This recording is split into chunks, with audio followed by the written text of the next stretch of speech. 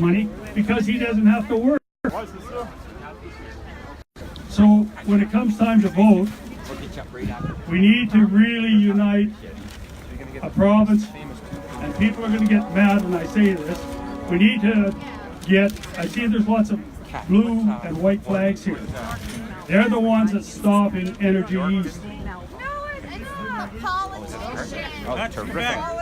They're not talking. Politicians, whatever. They need to get on and get that straightened out in their province, like we're trying to straighten out getting our province to go. They're bringing the oil down to Irving and in.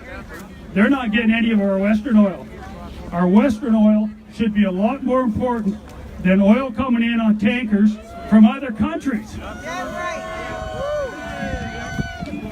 And it's time that people start listening to the West, because we are a powerhouse.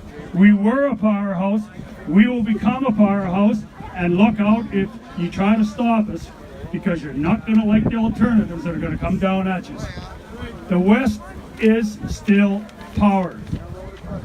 We are landlocked. These Earth Saver muffins tell us we're going to have global warming. Pretty soon we're not going to need BC. We're not going to need the East Coast, because we're going to go up through Hudson's Bay. That scrolls over, and when it gets so warm, we can haul oil straight out of Hudson Bay. We won't need nobody. Then Canada will have to look. But it ain't never going to happen, because Hudson Bay is never going to thaw. So we need you guys to really unite and get the power back in the West that we deserve. Thank you. Thank you very much. Thank you, Ken. Kathy Wagenthal, come on up here. Member of Parliament, Yorkton, Melville. You're almost home, aren't you, with all your fellow patriots? Thank you for coming. Thank you. Thank you. Folks, thank you. Thank you for the incredible lengths that you've gone to bring attention to the challenges of Canada's oil and gas industry. You are amazing what you have done to get here today. I know from my own experience of coming out here from out west, it takes me 10 hours one way to go home every weekend. That's 20 hours in a weekend that I spend traveling to and from. Why? Because I want to be back home. Because you guys represent what back home is all about. I share your concerns on the current government's legislation and how it's impacting the lives of Canadians and the future health of our country. Clearly, by the support that United We Roll has received from across this country, from Newfoundland right to BC to up north, you have touched and you have motivated the hearts of Canadians across our nation. Well done, well done. I too believe in our charter rights to freedom of expression, and I support your desire to exercise that right and privilege to express yourselves individually and through this well-organized protest in a peaceful manner. Congratulations.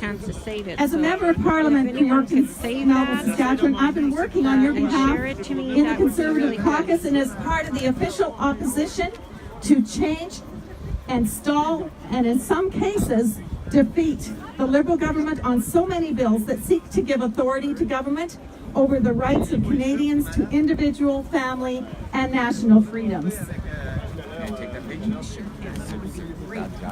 However, I have to say that there's no question that when the opposition has been the most effective in the House of Commons is when we are simply echoing the loud and clear voice of Canadians. And that is what you guys are today. Because of the groundswell across our nation, the government reversed its plans to change our electoral system to a preferential ballot that would have given the Liberals an unending executive power over the Canadian government. That was stopped, and what you're doing today is going to make a difference. Because of the coming together of the Canadian Federation of Independent Businesses, the Chambers, rural municipalities, small and medium businesses, including agriculture, agri-foods, manufacturing companies there's been a lot of our SVN oil people industry, here, so it's just amazing. Justin Trudeau and Bill Morneau were forced to back down on their tax changes that attacked business owners as tax cheats. And then there's the Liberal attestation on Canada's summer jobs that said that unless you affirmed their values, you wouldn't get Canadian tax dollars. It's terrible. And because of the efforts of so many Canadians like yourself to express their concerns, well, we know what's been happening there. The Liberal government has unilaterally decided that Canadians must comply with their environmental agenda, which includes a punitive carbon tax and the loss of our oil and gas resources competitiveness, I'm freezing up, competitiveness internationally, and constantly they are blocking Canada's opportunities to become self-sufficient in meeting our own oil and gas needs as a nation. Why, you have to ask, would your federal government behave in such a shameful way? They've managed to shut down 3 pipelines through negative messaging. Energy East, Trans Mountain, and they chose to not even consult before shutting down the Northern Gateway and Northern Resource Exploration. So much for wanting to be transparent and hear from Canadians. Rather than encouraging, incentivizing, and applauding Canadian environmental records around the world, their goal appears to be to plunge our country into huge deficits, loss of investment, economic uncertainty, extreme stress for workers, the very workers that you're here supporting today, small businesses, communities, and charities. Their mismanagement also means, of course, that in the midst of facing uncertainty with your jobs, you are also facing higher taxes to pay for their out-of-control spending.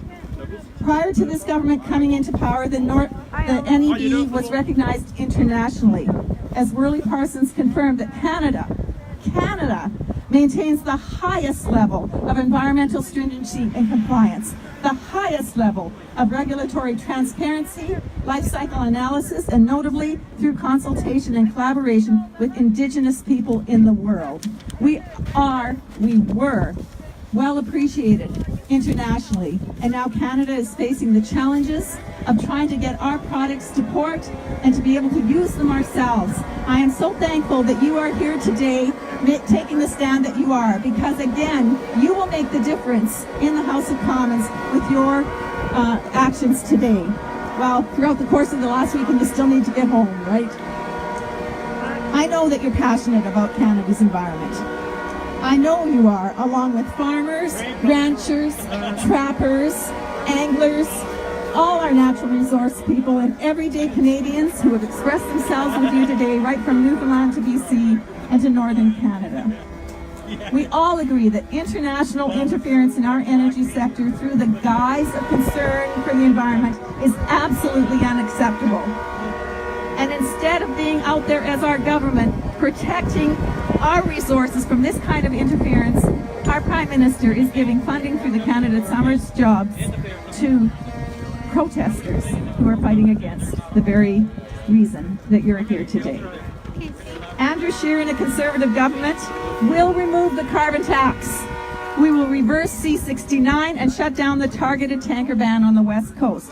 Targeted because they're letting an awful lot of other tankers in there for a lot of other reasons. But for some reason, we can't get our oil to market.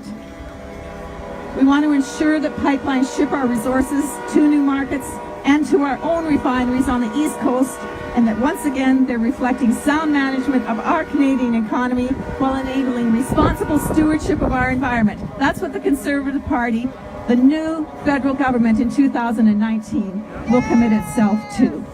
Again, I just want to say I so support your right to your free expression, and I so support your frustration on the mismanagement of Canada's oil and gas industry by this government.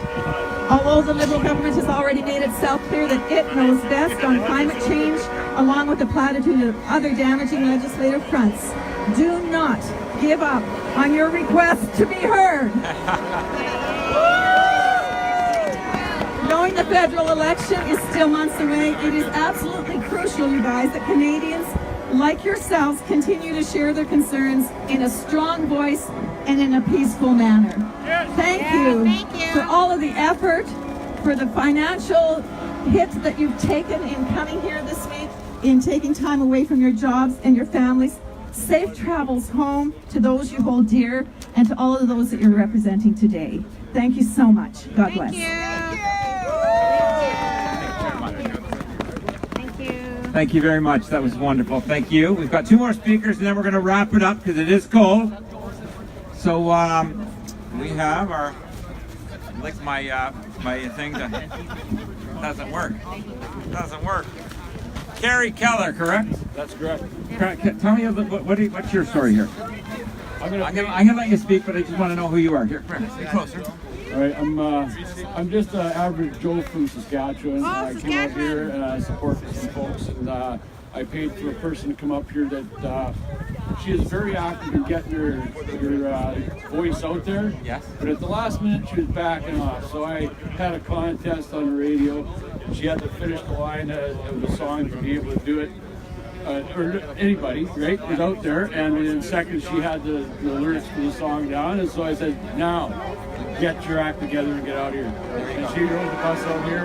Brenda Stetner from Saskatchewan. You're here. 2 thumbs up for her effort. Who's got it real close? Who can zoom in right here? Because look at this here. It's got that's Canadian right there. There's a ice cube sticking off as much here. Say some words here. I'm a character. There's no doubt. You don't have to be normal to be me, but it helps. There you go. Welcome, folks. Welcome. I really appreciate to see Canada's effort in this whole thing, and we're standing together. This is united, Yes. right? Yeah.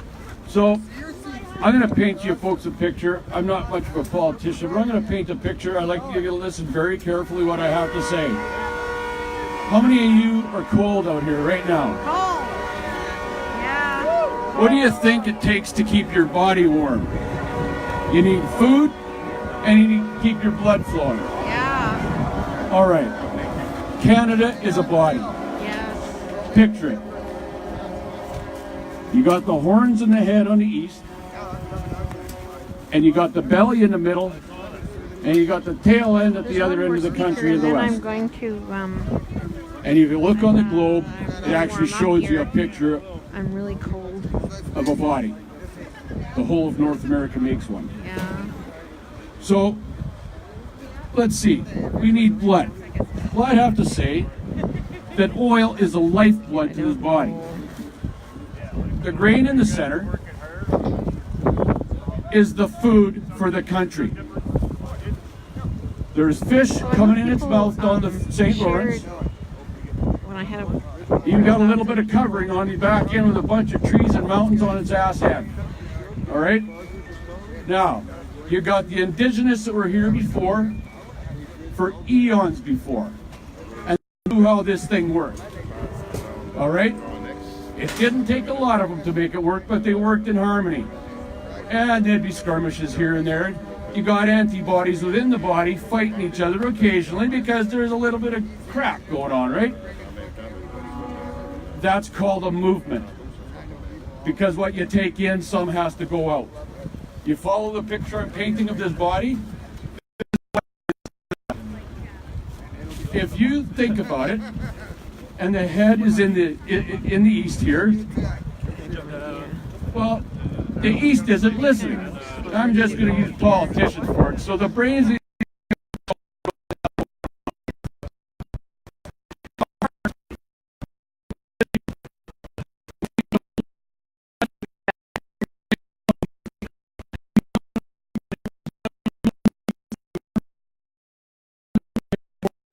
flowing. What do you need to keep the blood flowing?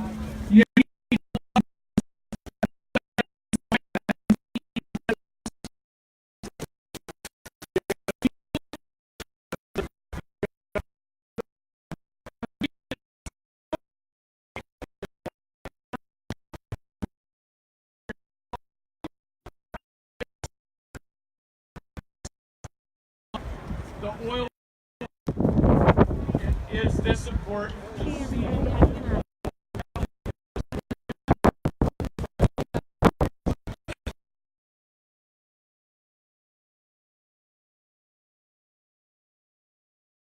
Some people don't know when to. It really does.